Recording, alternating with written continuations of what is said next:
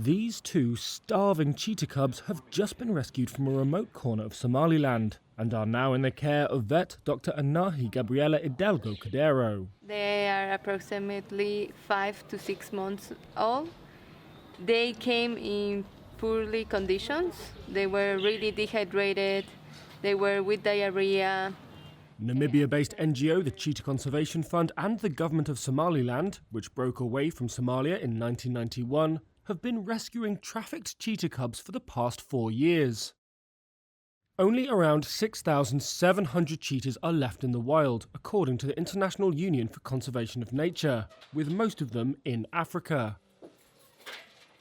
And the population continues to fall. Kidnapped cubs are often destined for the exotic pet trade in the Middle East, but CCF founder Dr. Laurie Marker says few understand the suffering that entails. For every one cheetah that might make it into the pet trade, we see a loss of about 4 or 5 cubs en route.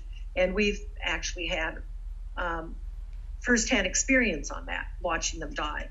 And if they do make it over into the pet trade, that one, it probably won't live to more than 1 or 2 years of age. Climate change plays a role. Droughts exacerbated by global warming are causing fewer grazing areas for wild prey and farm animals.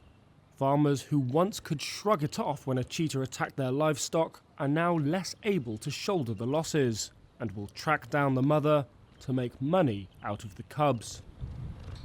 But though Somaliland lies in one of the regions most affected by climate change, it is largely cut off from funding, says Environment Minister Shukri Ismail Haji. It is true that we're an unrecognised government. The international funding levels we can get is very little as a result. We can only get a small amount of development aid bought by agencies and the UN. But she says the government has a responsibility to protect wild animals and has set aside land for a national park where the cheetahs can roam freely.